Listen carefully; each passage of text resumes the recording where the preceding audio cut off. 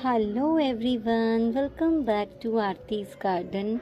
आज की शुरुआत मेरे बहुत खूबसूरत से छोटी इलायची के पौधे के साथ। ये मेरा छोटी इलायची का पौधा है और इसमें फ्लावरिंग स्टार्ट हो गई है।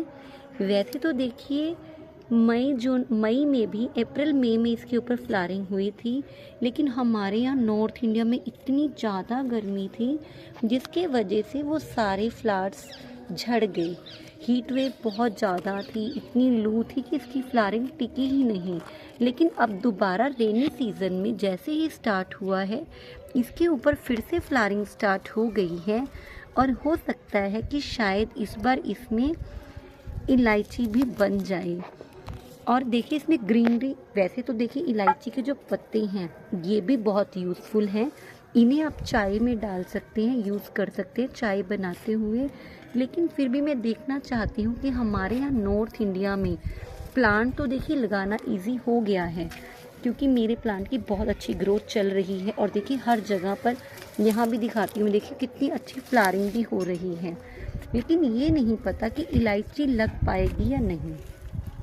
देखिए जब इसमें फ्लावरिंग होती है तो इसमें इस टाइप से मैं दिखाती हूँ, कुछ इस टाइप से स्टेम्स निकलती हैं और जो ये स्टेम है जब ये ओपन होगी यहाँ से फ्लावरिंग होगी। एक तरह से ये बर्ड की तरह है, लेकिन बंचेस में फ्लावरिंग करती है ये बर्ड। और बहुत ही हार्डी प्लांट है, सर्दी गर्मी इसमें ग्रीनरी बनी रहती है। और आप यकीन जानिए, मैं आपको दिखाती हूँ कि मैंने इसे एक 8 इंच के, देखिए नज़र आ रहा होगा, 8 इंच की, जिसकी गहराई सिर्फ 8 इंच है, लेकिन इसकी चौड़ाई बहुत अच्छी है।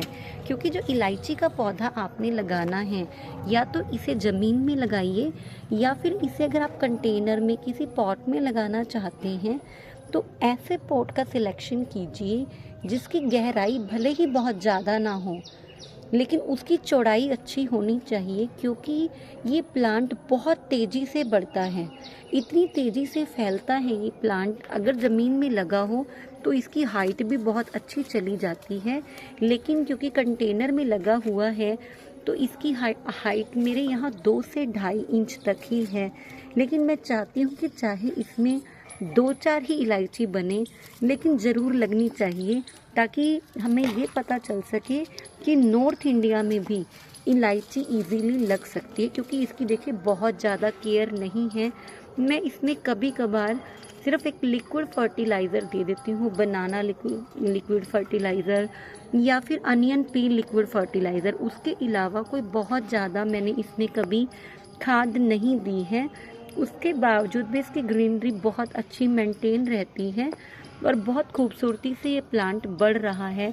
इसके जो इतने सुंदर सुंदर लीव्स हैं, देखिए बहुत तेज़ धूप में इसके लीव्स जो हैं, इनके टिप्स बर्न हो गई थी, लेकिन जैसे ही मॉनसून सीज़न स्टार्ट हुआ इसमें नई नई लीव्स बननी शुरू हो गई हैं, देखिए। और कितनी खूबसूरत लीव्स हैं, इनकी ग्रीनरी बहुत अच्छी लगती है और इस प्लांट को बहुत आसानी से प्रोपोगेट किया जा सकता है। जब मैंने इस प्लांट को बाय किया था तो मैंने एक नर्सरी से इसे 100 रुपये का प्लांट लिया था, लेकिन यकीन मानिए उसमें जैसे ये एक स्टेम है, सिर्फ एक स्टेम बनी हुई थी।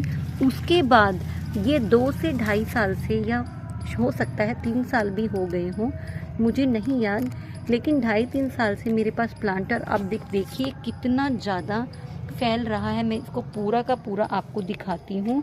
बहुत अच्छी इसकी ग्रोथ हो रही है और इसे आप इजीली प्रोपोगेट कर सकते हो। इसकी नीचे से अच्छे से जड़ निकालिए और कहीं दूसरी जगह पर लगा दीजिए, इसकी प्रोपोगेशन बहुत इजीली हो जाएगी। लेकिन अगर इसके मिट्टी की बात करें तो इसे बहुत ज़्यादा वेल ड्रेन मिट्टी में ना लगाएं, क्योंकि इस प्लांट को पानी बहुत पसंद है, बहुत ज़्यादा पानी की रिक्वायरमेंट रहती है। तो इसकी मिट्टी में थोड़ी सी आप क्ले सॉइल, या फिर जिसे चिकनी मिट्टी कहते हैं, वो ज़रूर ऐड कीजिए। क्योंकि चिकनी मिट्टी में चिकनी मिट्टी पानी को होल्ड करके रखती है, जिसकी वजह से ये प्लांट अच्छा बना रहता है। और इस प्लांट को लेकिन पूरे दिन की सनलाइट चाहिए। गर्मी के मौसम में जब बहुत तेज़ धूप होती है तो इसकी सिर्फ पत्तियां ऊपर से बर्न होना स्टार्ट हो जाती हैं, या तो इसे किसी चीज़ से कवर करना पड़ता है, और या फिर अगर आप इस प्लांट को किसी दूसरी जगह पर प्लेस कर दे जहाँ पर इसे पूरे दिन की धूप ना मिले, तब इसके लीव्स बर्न नहीं होते। लेकिन क्योंकि मेरा ये पॉट काफ़ी बड़ा है और बहुत हैवी है, तो मैं इसकी डायरेक्शन चेंज नहीं कर सकती हूँ, और इसीलिए ये सर्दी गर्मी बारिश एक ही जगह पर पड़ा रहता है।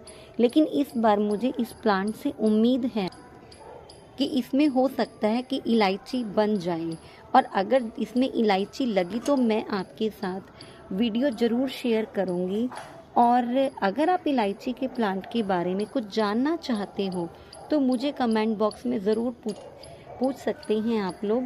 और अगर आपको इस मौसम में रेनी सीज़न में किसी भी नर्सरी पर ये इलायची का प्लांट मिलता है तो प्लीज़ अपने गार्डन में इसे ज़रूर ऐड कीजिए। ये सोचकर नहीं कि आपको इससे इलायची ही लेनी है, इनफैक्ट ये सोचकर एक तो देखिए आपके गार्डन में परमानेंट प्लांट आएगा। और जैसे कि आपको पता है कि इलायची के औषधीय गुण बहुत ज़्यादा हैं, तो आप इसके लीव्स को चाय में डालकर अपनी चाय के टेस्ट को भी इन्हांस कर सकते हैं और उसकी क्वालिटी को भी। अगर आप कोई काढ़ा बनाते हैं अपने घर में कोई सर्दी जुकाम खांसी के लिए, तो इसमें भी आप इसके लीव्स को डालिए। और जैसे कभी कभी किसी की प्लेटलेट्स कम हो जाती हैं, तो मेरे घर पे भी अगर किसी की प्लेटलेट्स कम हो और अगर मुझे गिलोय का काढ़ा बनाना हो तो मैं उसमें इसकी 2 पत्तियां भी डाल देती हूँ, या एक बड़ी पत्ती को लेकर कट करके डाल देती हूँ। उससे एक तो थोड़ा सा टेस्ट चेंज हो जाता है, प्लस उसकी क्वालिटी और ज़्यादा इन्हेंस हो जाती है उस काढ़े की। और मुझे लगता है एक देखिए औषधि इतनी अच्छी है, इसकी मेडिसिनल प्रॉपर्टीज़ इतनी ज़्यादा हैं, तो इस वजह से भी हमें छोटी इलायची के पौधे को ज़रूर लगाना चाहिए अपने गार्डन में। हालांकि मैं चाहती हूँ कि मैं अपने गार्डन में बड़ी इलायची के प्लांट को भी ऐड करूं, लेकिन अभी मुझे कहीं किसी नर्सरी पर बड़ी इलायची का पौधा नहीं दिखा। जैसे ही मिलेगा मैं उसे भी अपने गार्डन में ज़रूर लगाऊंगी, क्योंकि मेरे लिए ऐसा नहीं है कि अगर ये फ्रूटिंग करेगी इलायची देगी तभी मुझे इस प्लांट को लगाना है। इनफैक्ट मैं तो इस प्लांट को इसकी क्वालिटीज़ की वजह से भी लगाना चाहती हूँ। और अगर आपको मेरा ये इलायची का पौधा अच्छा लगा तो मेरी वीडियो को लाइक शेयर करना मत भूलिए। और अगर आप मेरे चैनल पर नए हैं तो प्लीज़ मेरे चैनल को सब्सक्राइब कीजिए और बेल बटन को ज़रूर दबाइए। मेरे फेसबुक पेज को भी आप लाइक कर सकते हैं। मेरे फेसबुक पर भी मेरा आरतीज़ गार्डन नाम से पेज है, तो प्लीज़ फेसबुक पर भी मुझे फॉलो कीजिए और यूट्यूब पर मुझे सब्सक्राइब ज़रूर कीजिए। Thank you so much.